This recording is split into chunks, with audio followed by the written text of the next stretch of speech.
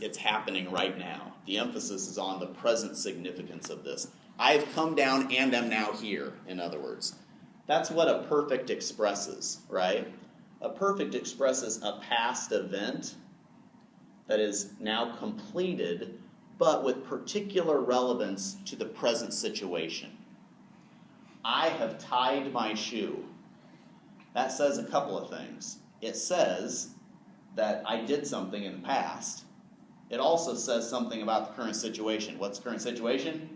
My shoe's tied. Okay, I have tied my shoes. Emphasizes both past action with its present relevance. That's what's going on here. I have come down, and Jeremiah, what's up with the lehatzilo there? I have come down. How do you mean what's up with it? Well, just talk to me about that word. All I have for it is that it's to deliver. It's verb with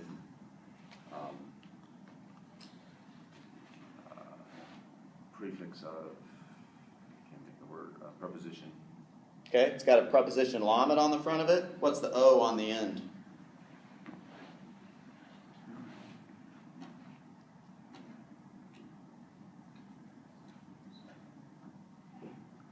Oh, I believe I translated it as them. Okay, what is O as a suffix? It's an object suffix. What person, number, gender? Very masculine. Singular, right? Him. So why him? I mean, don't translate it him. But why does Hebrew use him here rather than them?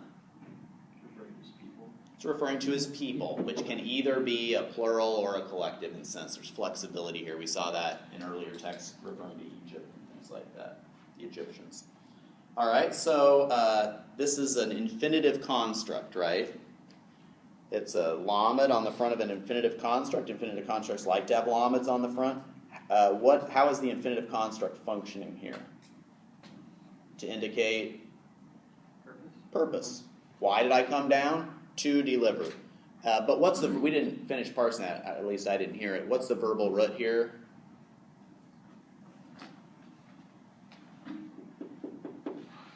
Natsal. First nun.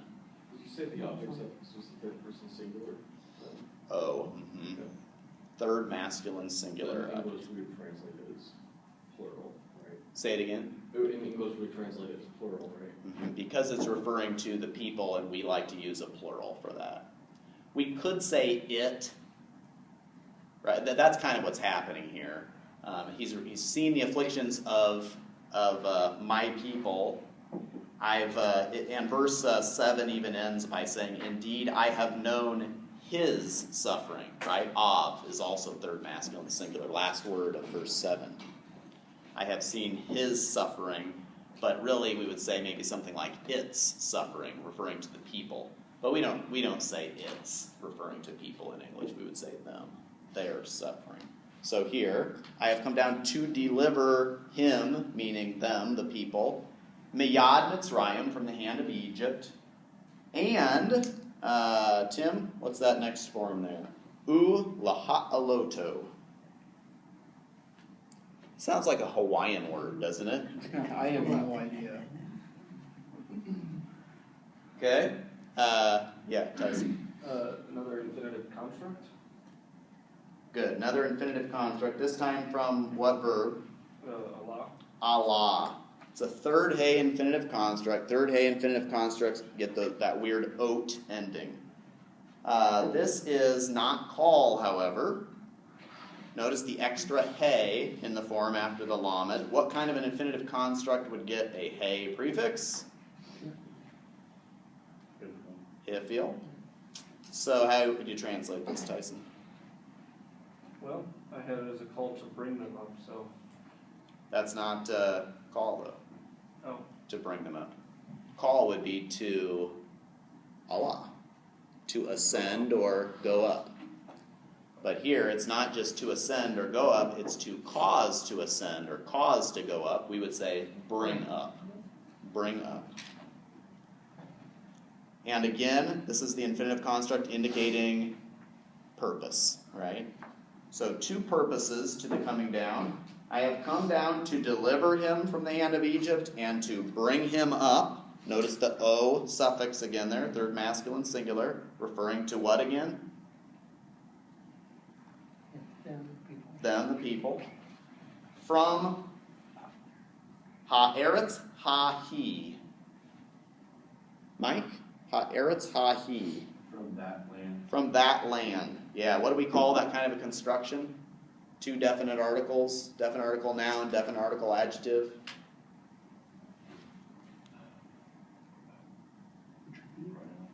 Demonstrative. It's a demonstrative pronoun acting as a demonstrative adjective here. That people, or that people. So attributive. It's an attributive construction.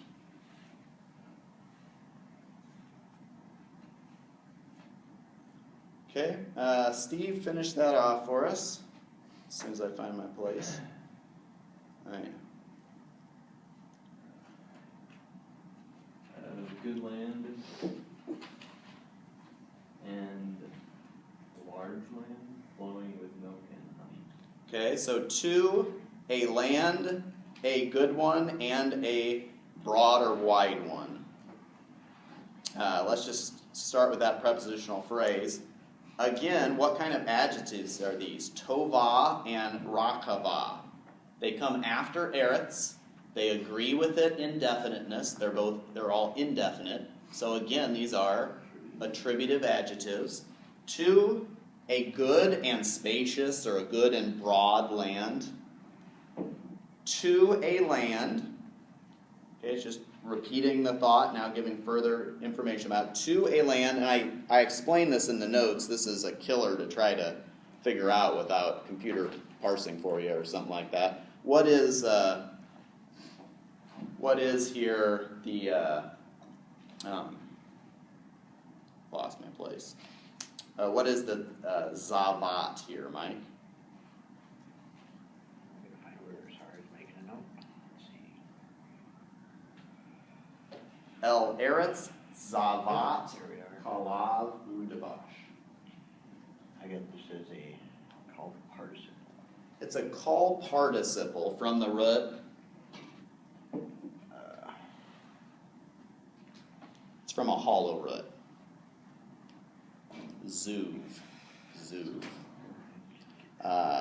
So there's a couple weird things going on here. First of all, you don't see feminine participles of hollow roots all that much. What do you notice about the ending though? At, patak tav. Sean, what do we think of when we see the at ending on a word? Patak tav. Feminine, and specifically feminine singular. Well, it is a participle, but what normally does that at ending indicate? If you just think nouns, what's it indicate? At. What's that? Object suffix. It's not an object suffix. You guys are going to know it as soon as you say it. The construct ending. Right, for the feminine singular, that patak tav is that distinctive. The sere yod is masculine plural construct, the somethings of. Whenever you see that patak tav, about 98% of the time, it's a feminine singular construct form. Now, why would we have a participle in the construct? That's the kind of weird thing here.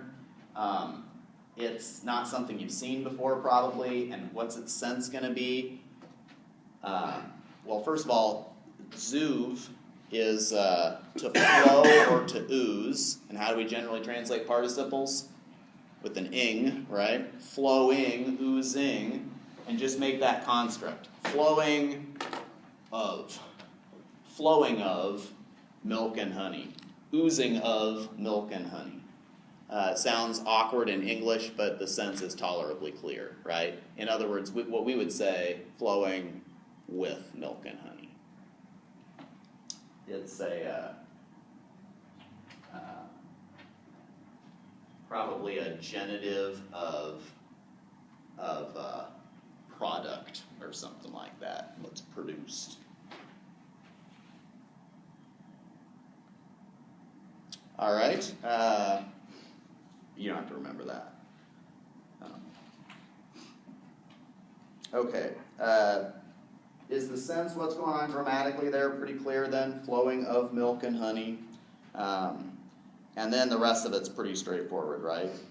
To the place of. So makom is in construct with not only the Canaanites, but all the other things that come after it. To the place of the Canaanites and of the Hittites, in other words, the place of the Hittites and the Amorites and the Perizzites and the Hivites and the Jebusites.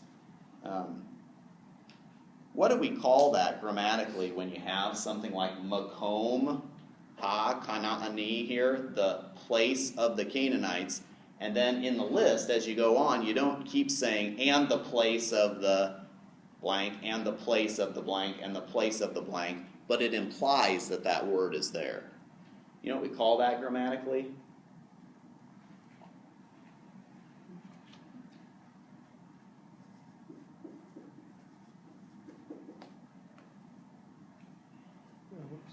Ellipsis. And language does this a lot. It just gaps something that's understood. Like a pronoun, it. What's that? Like a pronoun using it would be an example of an ellipsis.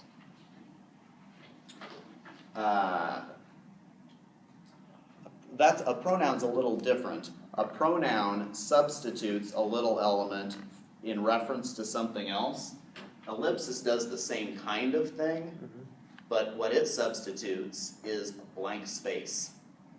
So we can actually indicate ellipsis with 3 dots sometimes, but really what's happening is there's an understood word there that we're just not writing in the text or saying out loud, but it's understood grammatically. The place of the Canaanites and the place of the whoever comes next in the list, etc. All right, any questions on verse 8? What do we call those Hirik Yod endings? LaFour?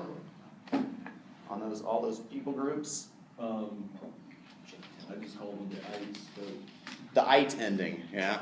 but, Gentilic Yod, yeah, Gentilic Yod. All right, verse 9 begins with and now and behold, so we're emphatic. Adam, want to translate verse 9 for us? And now behold, the call of distress of the sons of Israel. She came to me, and also I saw the oppression that Egypt was oppressing on them. Good.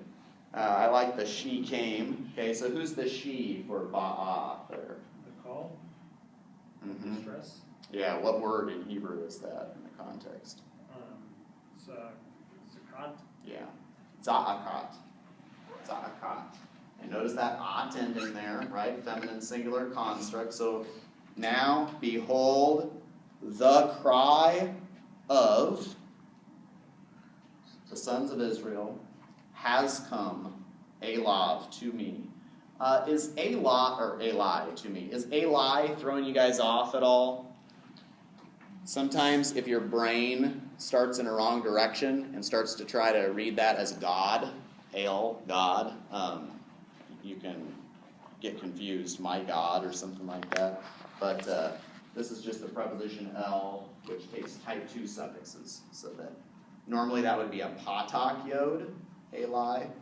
But because it's over the atna, do you guys talk at all in Hebrew about pausal forms? Does that sound familiar at all? Pausal forms? Something that's good to know. File this in your brain. Otherwise, at some point, it'll throw you off, and it's an easy thing to remember. What is a pausal form? Within the syntax of within the spoken rhythm of the language of Hebrew, what happens is when you come to a major pause within a verse, the normal vowels under a word tend to do funny things. They shift around. Vowels shift around under the pausal places in the verse. Where do you suppose are the main pausal places in a Hebrew verse? Well, what's the most obvious? The very end. The very last word in a Hebrew verse will tend to have different vowels than you would expect for that form. Where else is a major pause in a Hebrew verse?